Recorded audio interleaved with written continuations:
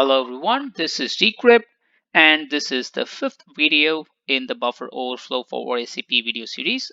And this is the final video where I will be showing how to pop a shell on the brainpan.exe Windows binary. Let's get started. So in our last video, we found the jump address and was able to point the execution of the program back to the stack. So all we have left to do is write a neat shellcode on the stack so that once the jump ASP executes, it will continue to run our shellcode and we will get a shell back to our attacker machine. So as simple as that, let's get started.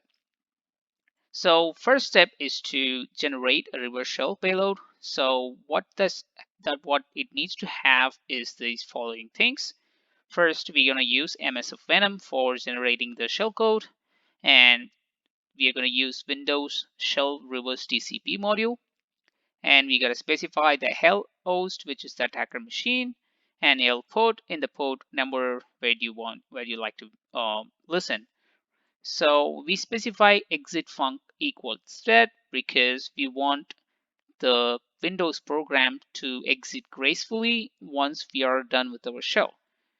If not, it is going to crash the program. So it's a good practice to not crash when exploiting a program. So that's why we have exit func equals threads. And the next thing is dash file. It's going to be for C, and we're going to use assembly x86 because brainpan.exe is x86 binary, and dash dash platform is going to be Windows, and the bad characters that we found, we noted down in our previous videos. Finally, we're going to specify an encoder.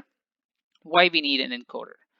So when you specify the bad characters, we might need to specify, we are required to specify the encoder because the shellcode that is resulting from your command might have these bad characters, right?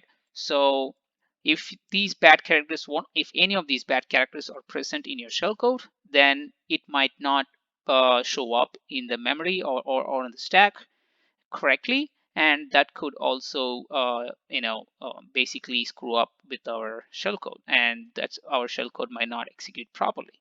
So we want to make sure that we are protecting our shellcode in memory. So what we need to do is get past the program where it's actually breaking the shellcode because of bad characters, and once it's in the memory, we are going to decode it, right? So we send an encoded payload which does not have these bad characters and decode it in memory just before we want to execute them.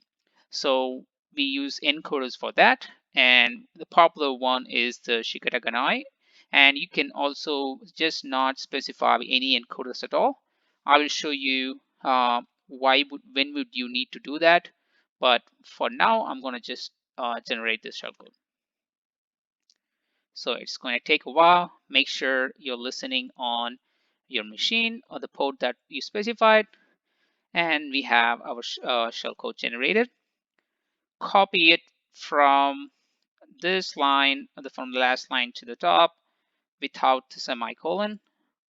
Copy it to the clipboard, and let's edit the final script shell.py. So I have already placed the shellcode from my previous attempt, so I'm going to just quickly remove it and write a new variable. We got to specify within braces because it's a multi-line string, so that's good. So I will explain you what the one we are seeing here as well as the construction of our final payload. So we're going to send 524 A's just to overwrite the EBP. Then to overwrite the EIP, we're going to send the jump address that we found in our previous video.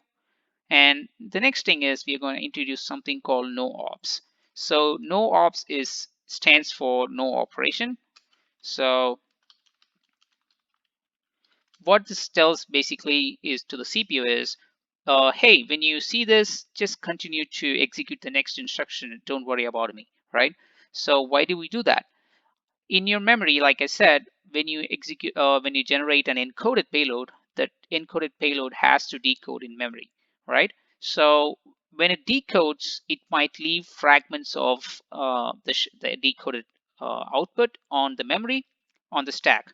So that could actually tamper or affect your shellcode because it might overwrite your shellcode.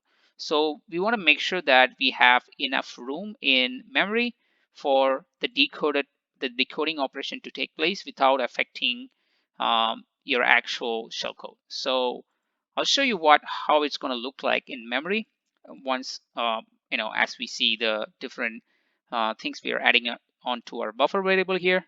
So we're going to have is so the next thing is going to be our jump address, and next we are going to have the no ops. So we specify no ops by hex 90. So hex 90 means no ops, right? So we're going to have 16 of them. So think of it like no op, da da da, until almost 16 of them. So that was not intentional. So let me copy that. Yeah. So the next thing is going to be our shellcode. So shellcode is the one we generated. We stored this in a variable called shellcode. We write that here. So shellcode will be here, and we really don't have to worry about this part. We can fill this with garbage, but without bad characters, right? So bad characters is like everything that you have to be careful about when when exploiting a buffer-based or a stack-based buffer overflow vulnerability. So picture this one. We're going to have the jump address. Once the jump address executes, it's going to execute the jump ESP instruction. So it's going to come back here, and it's going to see no ops. And okay, no ops means go on to the next instruction. It's going to go on and go on until it finds the shellcode, right? When the shellcode is actually expanding and in memory, right, or decoding in memory, it might eat up some of the no ops, but we are not worried about it because we have provided sufficient amount of them, right? We have 16 of them. You can specify as many as you want, but usually 16 to 24 is good enough. So like I said, that's all we have. It's almost time for our final shellcode. Let's go ahead and save this one and exploit it. So make sure the Windows application is running. It's running here. Go back and run the script. So we are not listening. Actually, we are. So it's here. You might be wondering what's happening. We are not getting a shell back. That could be because we sent a breakpoint at our jump ESP address, right? So all you have to do is just play, and once it shows running, go back, and here we have our reverse shell from the Windows machine. So that's all. That's how we pop up a shell on Windows-based machine using a vulnerable Windows-based buffer overflow application. I hope you have learned how a buffer overflow vulnerability works and how to exploit it in this video series. Please leave your comments on what your questions are, as well as please give me a like and a subscribe if you like this video. And with that said, I'm going to see you on another video in another learning opportunity. Until then, take care.